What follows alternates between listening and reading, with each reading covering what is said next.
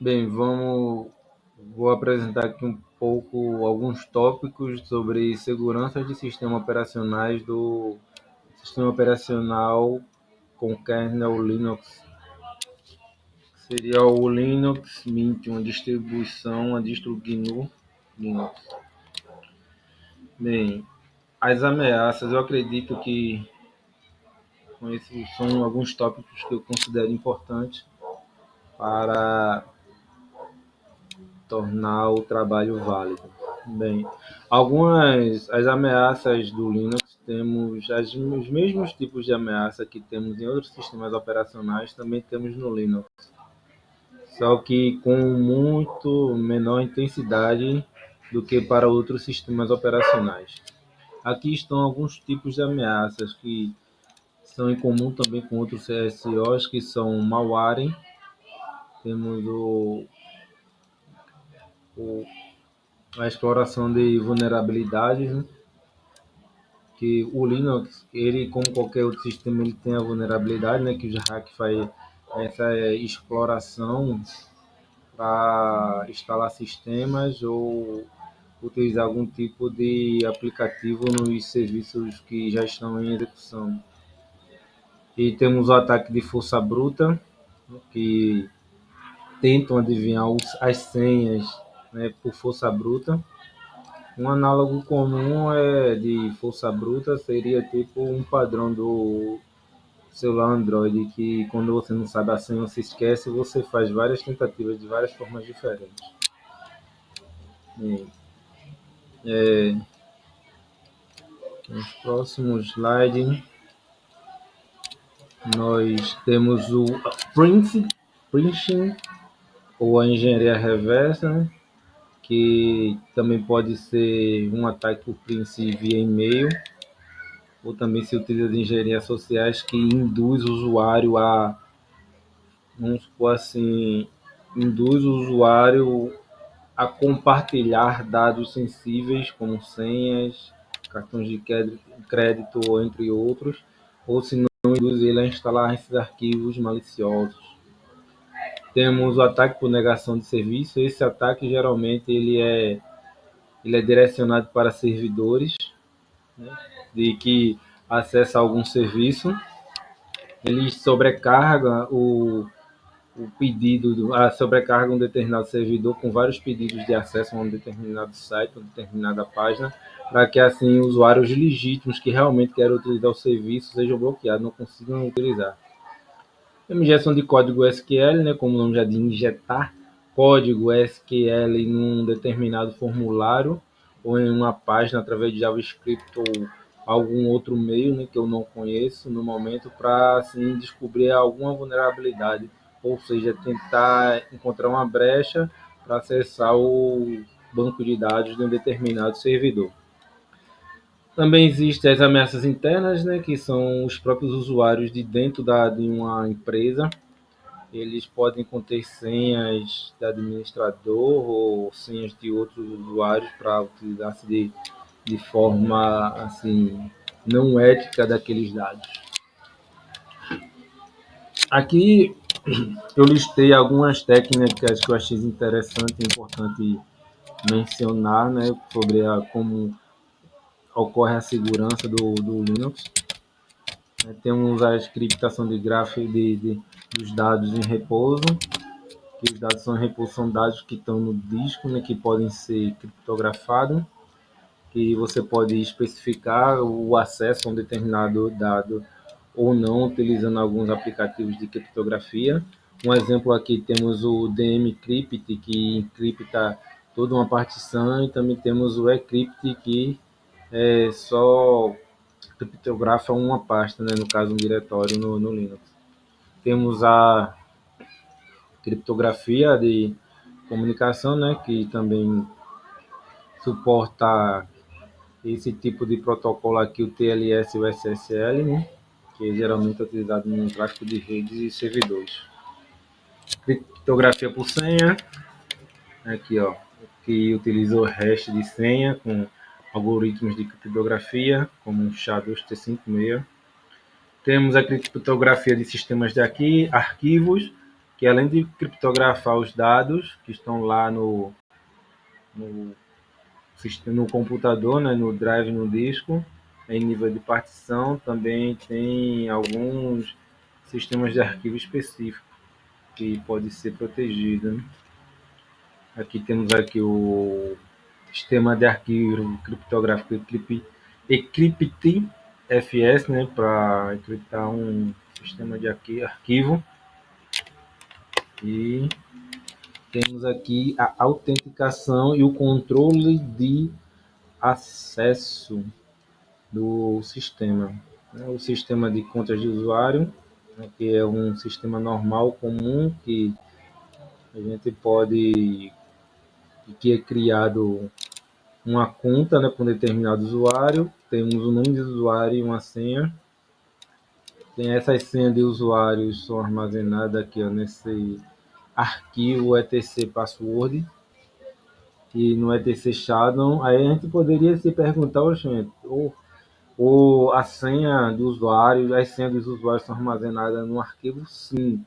Mas para a gente acessar esse arquivo password, a gente tem que ter ser um usuário root, ou seja, não é qualquer usuário que simplesmente pode acessar esse arquivo, né? Ou seja, para você ser root, tem certas prioridades aí que você pode,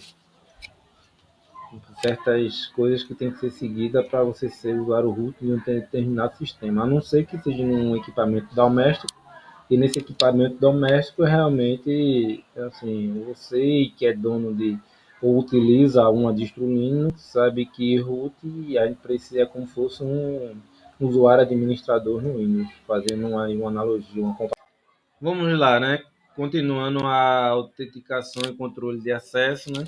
Aqui como a gente parou aqui no arquivo etc password, que na verdade aqui as senhas dos usuários que são criadas no sistema operacional são guardados aqui, nessa password etc shadow, que o etc é o diretório de configuração de todo o sistema. Aí você se pergunta, né, a senha guardada lá, mas só que só os usuários root que podem acessar essas senhas. No Linux, né, em sistemas baseados no Linux, são divididos em grupos, né, de acesso a determinados arquivos e dispositivos, porque no Linux, em distros Linux, o, os dispositivos eles são descritores de arquivos, eles também são lidos, são vistos pelo sistema operacional como um arquivo.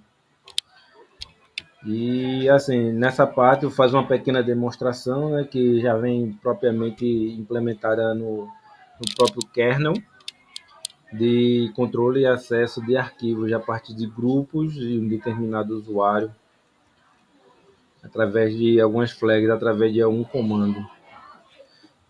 Temos o controle de acesso de permissão, né, que, né, vai também poder ser demonstrado mais à frente, através do comando chmod. Vamos lá. Aqui vamos falar um pouco sobre a autenticação e o controle de acesso. Cada arquivo, né, possui uma permissão associada para proprietário Alvar e grupos e outros. Isso também vai poder ser demonstrado através do comando chmod, que ele consiste de 9 flags, né, 3 flags para indicar a permissão que o usuário, que o dono do arquivo tem, e geralmente quando você é criado, aquele usuário ele tem permissões de ler e escrever naquele arquivo e executar. A permissão que o grupo tem, porque o Linux ele se distribui em um determinado grupo que você pode ser associado. Qual grupo pode ou não usar aquele arquivo, e tem outros, pessoas de fora do sistema que não tem uma conta na distro Linux, eles podem ser utilizados, que são os 3 últimos flags, né? Mas isso mais para frente eu vou demonstrar através do comando chmod. As políticas de acesso, né? Suporta a política de acesso SE Linux e permite as definições de política de acessos de forma mais granulada. Essa daqui eu não tenho muito aprofundamento do funcionamento dessa política de acesso, mas pelo slide, né, é para controlar o acesso a recursos, mas aqui ainda observa, como eu disse, que há recursos que ele se refere seria a dispositivos ou porções de memória específicas. Vamos para o próximo slide, né? Ainda continuando com a autenticação e o controle de acesso, né? Que contém vários métodos, né, para a autenticação do usuário. Pode ser autenticado através de token, através de chave SSH, senhas. SSH geralmente para você acessar um computador remoto. Temos o PAN, Plugged Authentication Mode. Né? Meu inglês está um pouco arranhado, mas ele é um framework, né, para autenticação de usuários. Tem algumas ferramentas e algumas ferramentas e alguns procedimentos ou recomendações para termos mais segurança nos nossos sistemas Linux, né? As ferramentas de segurança do Linux. Lembrando que eu estou me referindo aqui Linux como sendo uma distro GNU Linux. É até ignorância você chamar o sistema operacional Linux. Na verdade, é o sistema GNU, são aplicativos GNU, junto com o kernel Linux, cria uma distro. Na verdade, Linux é apenas o kernel, a base do sistema operacional. Mas por questões para facilitar, né, o entendimento e até o percorrer da apresentação, eu vou considerar aqui Linux como sendo o sistema em si, o GNU Linux, a distro. Bem, vamos lá. Como qualquer sistema no operacional, no Android, no Windows, Mac, entre outros, é, temos antivírus, firewall, sandbox e atualizações de segurança. Né? Antivírus famosos, bem conhecidos no Linux, são o ClanV, o Sofon, né, para remover malware, o firmware, que ele faz um controle de tráfego e de acesso de quem pode ou não utilizar determinada porta ou na quem pode, ele monitora o tráfego de rede, né? Ele trabalha em cima de políticas, algumas políticas. É seguro só utilizar o firewall. Assim, uma questão que é uma coisa que pode estar em questão sim, se bem configurado, porque o Firewall ele trabalha em cima de políticas. Se você não determinar uma política de restrição para um determinado recurso ou um determinado tráfego, você vai ter sim um firewall ativado, mas em compensação não vai ser de certa forma seguro naquele contexto. Sandbox, trabalhar com Docker, sinceramente eu não conheço muito bem sobre essa tecnologia Sandbox. Né? Eu sei que ele trabalha com Docker, através de pesquisas minhas eu identifiquei que existe também essa maneira de segurança. Mas aqui eu posso fazer uma explicação melhor. Né? O Sandbox de aplicativos usando tecnologia Docker seria com Docker seria como se isolasse o aplicativo do resto do sistema operacional, ele funcionando na sua própria caixinha. Algumas, alguns gerenciadores de aplicativo têm essa opção, como exemplo seria o Snap, que está gradualmente aí substituindo o apt-get em distros Linux, ou o Flat, seria o Flat. O aplicativo, na verdade, ele roda como não como se fosse uma máquina virtual, né?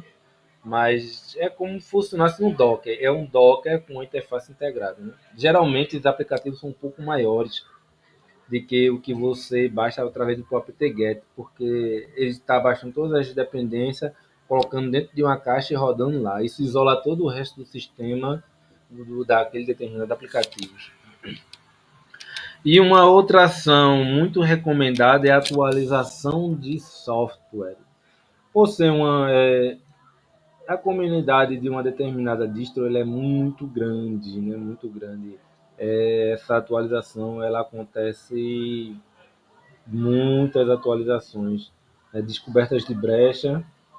Aí a comunidade vai lá, né, e sendo naquela determinada brecha, ou seja, é muito recomendável que você tenha sempre atualizando sua distro. Sim, vamos no próximo slide. E aí, Juan? Vamos lá, nada. Vamos lá, algumas ferramentas de sistema operacional. Ele pode olhar, se não fizer muita zoada. Bem, algumas ferramentas dos sistemas operacionais, né? A gente temos aqui o AuditD, né? Permite monitorar e registrar alguma atividade suspeita dos sistemas. Também temos o Tripwire, que né, ele verifica a integridade do sistema, verifica se algum determinado arquivo foi modificado de forma não convencional, podemos dizer assim. Bem, agora considerações finais, eu não coloquei, né, no vídeo, mas a gente vai, assim, de um geral, o sistema operacional Linux, ele tem sim seus vírus, mas ele é muito menos atacado do que se você comparado com sistemas operacionais do Windows. Não ressaltando que não exista vírus para esse determinado sistema, mas assim, as ocorrências são muito menores. De certa forma, ele se torna mais seguro devido ao se você utilizar alguma distro que seja atualizada de forma contínua, né? O tipo, um exemplo de tem distros que têm atualização de segurança quase todas as semanas ou todo mês. É muito recomendável que quanto mais ativa essa comunidade, provavelmente mais seguro é o sistema. Dessa forma, pronto, aí eu encerro minhas considerações finais, e aí no próximo vídeo, né, eu vou demonstrar uns comandos sobre o nosso alguns comandos de um comando que sobre a gerência de permissões de arquivos de forma bem simplificada, que foi uma questão que eu abordei no slide, não muito aprofundado, mas para eu criar, para você ter uma melhor apropriação do conhecimento, eu vou realizar essa demonstração. E é isso.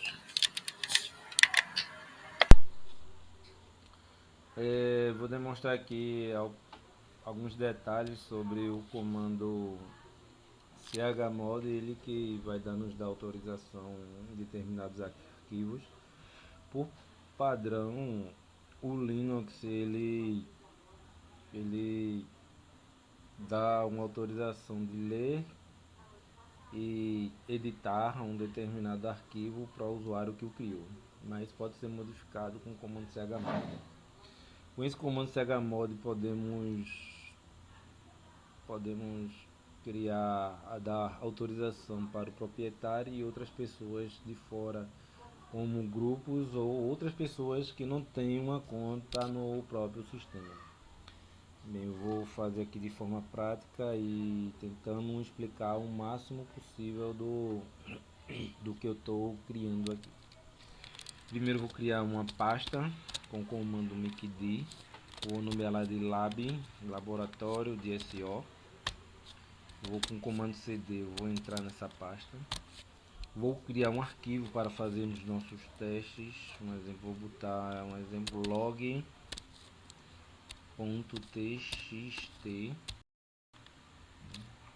Um arquivo comum, eu vou colocar o comando echo para imprimir, colocar a sua saída nesse arquivo log.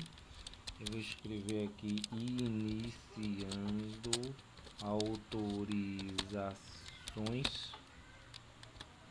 Vamos ver se o meu arquivo foi criado com um ls, foi ali criado. Vamos ver o conteúdo do meu arquivo de forma numerada. Estamos aqui, ó, iniciando autorizações. Agora vou criar um outro arquivo arquivo comum aqui, vou escrever algo do tipo aqui, ó, segurança é importante em SEO. Deixa eu melhorar isso em SEOs.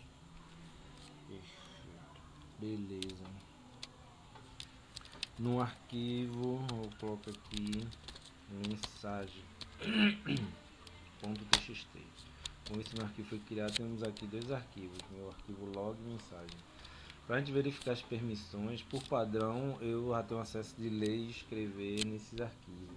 Como a gente visualiza isso? A gente visualiza as autorizações de um determinado arquivo com o comando ls com a opção /L.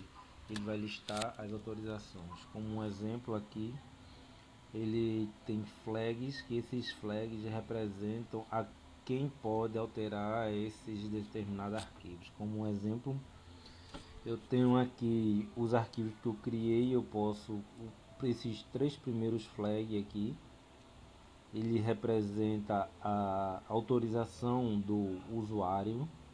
Esses outros três representam o grupo que o usuário está incluso, que eles podem fazer, ou seja, quem é do meu grupo, ele pode ler e escrever. E isso aqui são pessoas de fora, ou seja, pessoas que não estão não tem uma conta de fato aqui. Essa autorização, eles podem ler esse meu arquivo, mas no caso, se eu não quiser ler, eu posso, quiser restringir esse flag aqui, essas pessoas de fora a não ler meu arquivo, eu posso simplesmente setar ele como zero. Vou dar aqui um comando rápido para não estender no vídeo. E o comando chmod. A leitura, fazer aqui as continhas que representa aqui um flag representado de 1 e 0. Aí aqui o flag eu posso adicionar para ele continuar, para eu continuar lendo e escrevendo no meu grupo também de leitura. Aqui representa, deixa eu fazer as continhas, secbit representa 1, aqui é 2, tem um 2, aqui representa 4, 4 mais 2 dá 6, então tem o valor 6, do meu grupo 6 e eu 0, para pessoas de fora não ter acesso a esse grupo. E coloco o nome do meu arquivo, que seria meu log txt. Quando demos um ls/l, observando que as três flags de executar, ler e escrever no programa não está acessado para quem é de fora do meu grupo. Se alguém de fora do meu grupo for tentar fazer algum tipo de leitura, ele não vai conseguir. E um exemplo aqui, eu vou, como um exemplo didático, eu vou restringir o meu próprio uso ao arquivo através dessa flag. Pode ver que quando eu dou o comando cat/n, que é para numerar as páginas, para numerar as linhas num determinado arquivo, log.txt, eu consigo imprimir na tela o que está lá escrito, né? Para ficar um pouco mais interessante, eu vou escrever algo a mais. Eu vou colocar lá segurança importante no arquivo log.txt, né? Para ficar mais visual, log.txt. ls, vamos lá, agora vamos dar um cat log.txt. Linha 1, nós temos iniciando autorização. Linha 2, segurança é importante SEO. Bem, pode ver que agora eu tenho acesso ao arquivo. Agora vamos zerar esse acesso. Eu venho com o comando chmod 0, não é isso? 0, 2 zeros. Vou só quem pertence, nem quem pertence ao meu grupo vai ter acesso. Agora eu vou usar uma coisa com controvérsia. Fazer assim, quem de fora, é uma coisa estranha, mas existe no Linux, né, por convenção da forma de maneira de autorização de arquivos existente no Linux, ele funciona assim: uma pessoa de fora pode acessar o arquivo que criei. Eu que criei e as pessoas do meu grupo, o usuário do meu grupo não pode acessar, mas pode acessar de fora. É um pouco controverso, mas faz parte da política, existem outras maneiras de contornar isso. Aí vamos dar acesso a quem é de fora, total acesso ao arquivo. Ele pode ler, escrever e executar se caso for um script. Beleza. Log txt. Quando eu dou um ls/l, simplesmente todo meu acesso sumiu. Quem de fora pode acessar, pode escrever meu arquivo. Vou tentar agora dar um cat para a gente ver como é que tá. E eu não tenho permissão de acessar o meu próprio arquivo que eu criei. É interessante isso, né? Mas existe no Linux. Aí eu vou fazer aqui um pequeno experimento só demonstrativo, que eu vou retirar o acesso a do meu de quem é de fora e só voltar para quem faz parte do meu grupo. De fato, em teoria, eu poderia acessar, ler e escrever nesse grupo, nesse arquivo, porque como eu faço parte daquele mesmo grupo, né, teoricamente eu vou poder usar. Mas vamos brincar um pouquinho mais aqui. Vou retirar o acesso para quem é de fora e vou botar aqui, ele pode escrever, ler, escrever, executar, faz parte do meu grupo. Mas eu, como usuário específico, não posso. Mas vamos dar um cat. Só vou dar um cat normal, sem um N. E logo, e mesmo assim ainda não tenho permissão, mesmo fazendo parte do grupo. É uma coisa bem estranha, né? Mas por convenção existe dessa forma. Da forma que foi concebido, né? Mas vamos mudar agora a situação. Eu vou querer que eu acesse, ninguém do meu grupo acesse e nem mesmo quem é de fora. Com o comando chmod, eu zero chmod e vou dar permissão. ls/l, o que acontece? Minha permissão aqui de leitura, escrita e execução foi restaurada. Agora eu vou tentar dar um cat, vou tentar ler nesse arquivo com /min log e eu consigo realmente agora ler, ter uma autorização de ler aquele arquivo. Para finalizar o exemplo, eu vou tentar agora remover aqui a flag de write, que é de escrever naquele determinado arquivo. Eu não poder escrever mais nada no arquivo, eu vou poder ler, executar, mas não vou poder escrever. Vamos lá, vamos colocar aqui chmod. Não vou voltar aqui o comando, né? Em vez de 7, aqui eu vou escrever como o write está nesse meio, esse bit tem um valor 2. Vou poder executar e vou poder ler, mas não vou poder escrever. Tem um 2. Pode deixar o 4 mais um dá 5. Só que eu vou ter um 5. Quando boto ls/l, estamos aqui meu log, não posso ler, só posso executar, não posso ler, não posso escrever. Tentar escrever algo no final desse arquivo para sermos negado. Aqui no log txt, eu vou voltar aqui, tentativa falha de escrita e não tenho permissão para escrever. Agora eu vou fazer um teste aqui com o meu usuário sudo. Vamos ver, mesmo assim ainda não tenho permissão. Isso é um básico, não vou estender mais porque já estendi o máximo possível para não se tornar muito longo.